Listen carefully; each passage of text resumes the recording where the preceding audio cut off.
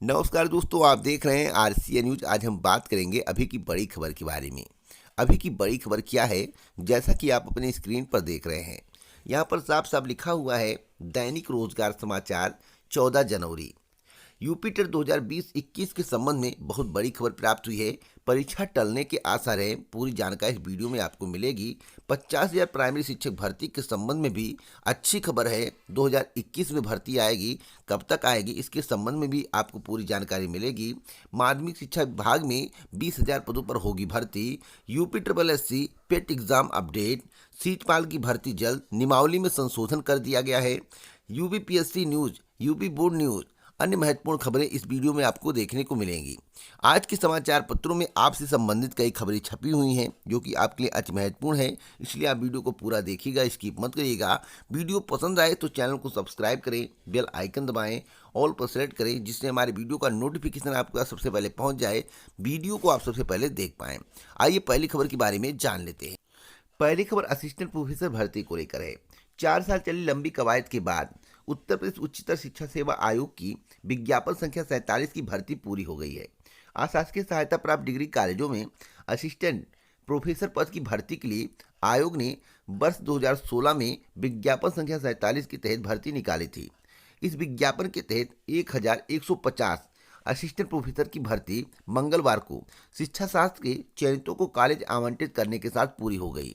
अब नई भर्ती का इंतजार है। आपको बता दें कि नई भर्ती के लिए असिस्टेंट प्रोफेसर के 2016 के पदों का अधियाचन आयोग को मिल चुका है। हालांकि इसकी भर्ती प्रक्रिया अभी शुरू नहीं हुई है क्योंकि आरक्षण का पेच फंसा हुआ है। संभावना है कि फरवरी माह में विज्ञापन किसी भी हाल में जारी कर दिया जाएगा। अगली खबर है कि 15 जनवरी से शुरू होंगी यूपी बोर्ड की प्री बोर्ड परीक्षाएं। वार्षिक परीक्षाएं मार्च और अप्रैल में कराने पर हो रहा है विचार। अगली खबर नई शिक्षक भर्ती को लेकर है। बहुत ही अच्छी खबर है। यहाँ पर लिखा हुआ है बेसिक शिक्षा में 50,000 और माध्यमिक शिक्षा में 20,000 से अधिक पदों पर शिक्षकों की नौकरियां जल्द।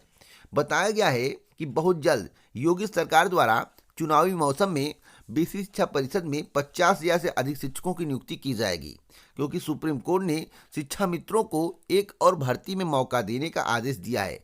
लेकिन सरकार को इससे पहले टीईटी का आयोजन कराना होगा, जिसके लिए पीएनपी के द्वारा शासन को प्रस्ताव भेजा गया है, लेकिन प्रस्ताव अभी तक लंबित है।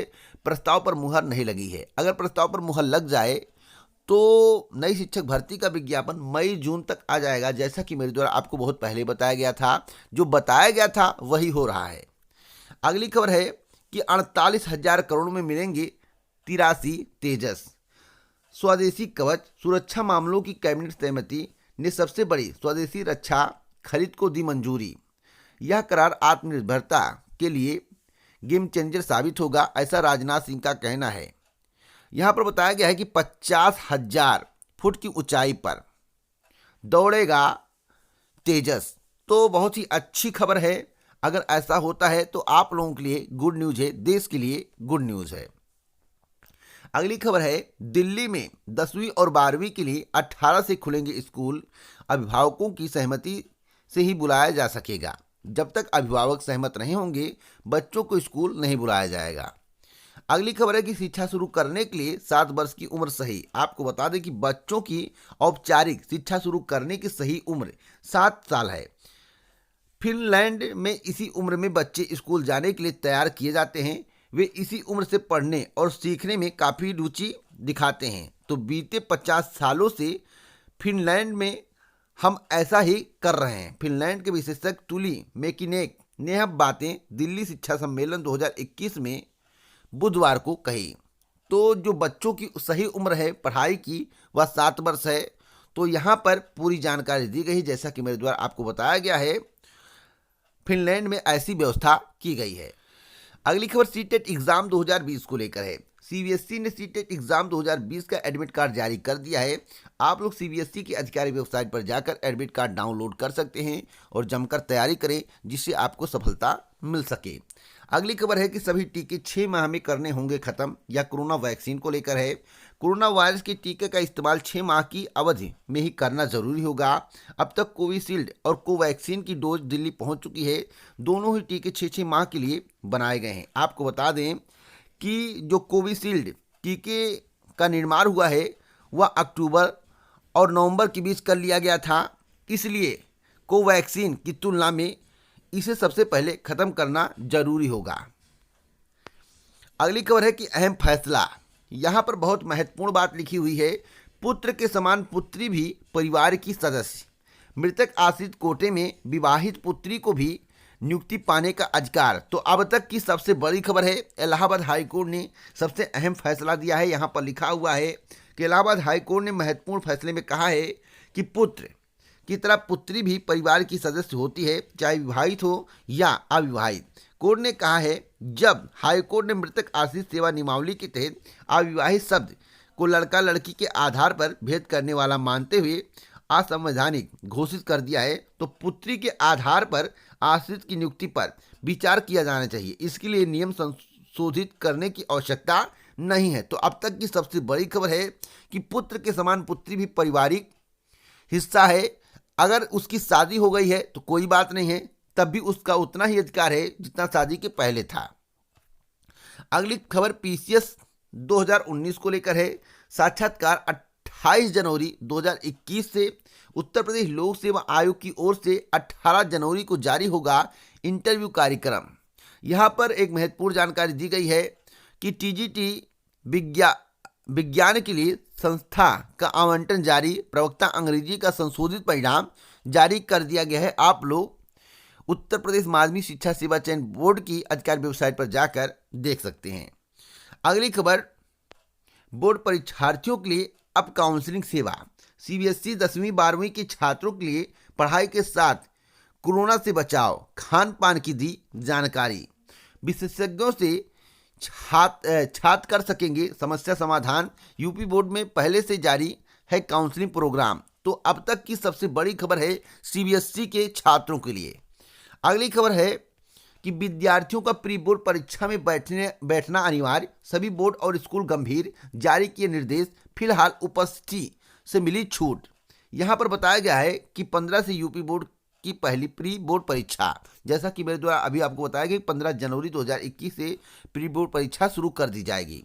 अगली खबर है कि आगे खिसक सकती है यूपी बोर्ड की प्रयोगात्मक परीक्षाएं। जैसा कि मेरे द्वारा अभी आपको बताया गया था कि परीक्षा इस तारीख से होने वाली है, लेकिन अब उसमें संशोधन देखने को मिल सकता है। यहाँ पर लिखा हुआ है कि यूपी बोर्ड की प्रयोगात्मक परीक्षाओं की तिथि इस साल आगे खिसक सकती है। आमतौर पर यूपी बोर्ड की प्रयोगात्मक परीक्षाएं 15 दिसंबर से 15 जनवरी तक करा दी जाती हैं, लेकिन इस बार कोरोना की महामारी के चलते परीक्षा लेट कराई जा सकती है, ऐसी उम्मीद जताई जा रही है। अगली खबर है कि मार्च अप्रैल में होंगी राज्य विश्वविद्यालय की वार्षिक परीक्षाएं। डॉक्टर शर्मा का कहना है, जो कि उत्तर प्रदेश के उप मुख्यमंत्री हैं। यहाँ पर बताया गया है कि उप मुख्यमंत्री ने कहा कि 30 निजी विश्वविद्यालयों की स्थापना के लिए मंजूरी जल्द। और यहाँ पर एक महत्वपूर्ण जानकारी और दी गई कि अगले सत्र से संबद्धता भी ऑनलाइन मिलेगी। तो यह अब तक की सबसे बड़ी खबर है। और वार्षिक परीक्षाएं जो है मार्च अप्रैल में शुरू की जाएंगी। अगली खबर सीजपाल की भर्ती को लेकर है। नियमावली में संशोधन कर दिया गया है। पहले क्या था कि घुड़सवारी परीक्षा देना जरूरी था। यहाँ पर लिखा हुआ है कि सीजपाल की भर्ती के लिए अब घुड़सवारी परीक्षा जरूरी नहीं। 1993 की भर्ती नियमावली में बदलाव कर रहा है सिंचाई विभाग। तो अब तक की सबसे बड़ी खबर है, स्वीकृत पदों की संख्या यहाँ पर दिया गया है। देखिए यहाँ पर बताया गया कुल स्वीकृत पदों का ब्यौरा। जिलेदार 600, सीज पर्यवेक्षक 2389, सीजपाल 6381। यहाँ पर एक महत्वपूर्ण जानकारी दी गई है कि 67 साल पुरानी भर्ती नियमावली है और इसमें जो योग्यता मांगी जाती है, यहाँ पर बताया गया है कि सिंचाई मुख्यालय की ओर से शासन को भेजे प्रस्ताव के मुताबिक सीजपाल के लिए इंटरमीडिएट, सीज पर्यवेक्षक के लिए भी इंटरमीडिएट और जिलेदार पद के लिए स्नातक या समकक्ष होना अनिवार्य होगा। सीजपाल या सीज पर्यवेक्षक के लिए आयु सीमा जो निर्धारित की गई है 18 से 40 वर्ष। तो अब तक की सबसे बड़ी खबर है। अगली खबर है कि संशोधित अंतिम परिणाम जारी। हाईकोर्ट के आदेश पर 9 अभ्यर्थी साक्षात्कार में हुए शामिल। आपको बता दें कि उत्तर प्रदेश माध्यमिक शिक्षा सेवा चयन बोर्ड ने प्रवक्ता 2016 अंग्रेजी विषय का संशोधित अंतिम परिणाम जारी किया है। इस विषय में कुल 132 अभ्यर्थियों का चयन हुआ है, लेकिन मेरिट सूची में कुल रिक्त पदों से अधिक अभ्यर्थी पैनल में रखे गए हैं, ताकि चयनित के कार्यभार ग्रहण न करने पर उन पदों को आसानी से भरा जा सके। चयनितों को संस्था का आवंटन बाद में किया जाएगा। तो अब तक की सबसे बड़ी खबर है।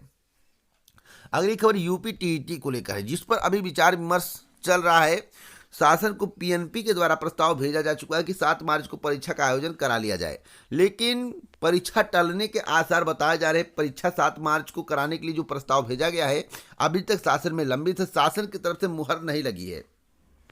आपको बता दें कि उत्तर प्रदेश शिक्षक पात्रता परीक्षा 2020 जल्द होने के आसार नहीं है। वजह है कि संशोधित प्रस्ताव में समय सारणी फिर पार हो गई है। शासन ने इस संबंध में कोई आदेश जारी नहीं किया है। अब तारीख प्रस्ताव मांगने का विचार चल रहा है कि तीसरा प्रस्ताव तारीख पर दिया जाए। हो सकता है कि 7 मार्च को परीक्षा का आयोजन ना हो। इसके संबंध में आज दोपहर में एक वीडियो बनाऊंगा। मैं आपको स्पष्ट जानकारी दूंगा कि परीक्षा होगी या नहीं होगी, तो किस महीने के किस सप्ताह में आयोजित की जा सकती है। तो 7 मार्च को परीक्षा होने की संभावनाएं बहुत कम है। जो अब तक की जानकारी है, मैं आपसे बताना चाहता हूँ, जो अब तक की जानकारी है, पहले 28 दिसंबर के लिए प्रस्ताव भेजा गया, परीक्षा नहीं हो पाई। अब 7 मार्च के लिए प्रस्ताव भेजा गया, प्रस्ताव लंबित है, शासन की अनुमति अभी तक नहीं मिली है। तो कम से कम 30 दिन आवेदन प्रक्रिया चलेगा। जैसा कि मेरे द्वारा आपको डेडलाइन दिया गया था कि 18 जनवरी के पहले अगर आवेदन प्रक्रिया शुरू नहीं होगी तो परीक्षा 7 मार्च 2021 को आयोजित नहीं की जाएगी। तो आप लोग इंतजार करें, दोपहर का मैं आपको कंफर्म जानकारी दे दूंगा। इसी प्रकार की जानकारी अगर आपको चाहिए तो आप हमसे जुड़ सकते हैं। चैनल को सब्सक्राइब करें, बेल आइकन दबाएं, जिससे आपको समय समय पर जानकारी मिल सके। वीडियो को लाइक करना मत भूलें। जय हिंद, जय भारत दोस्तों।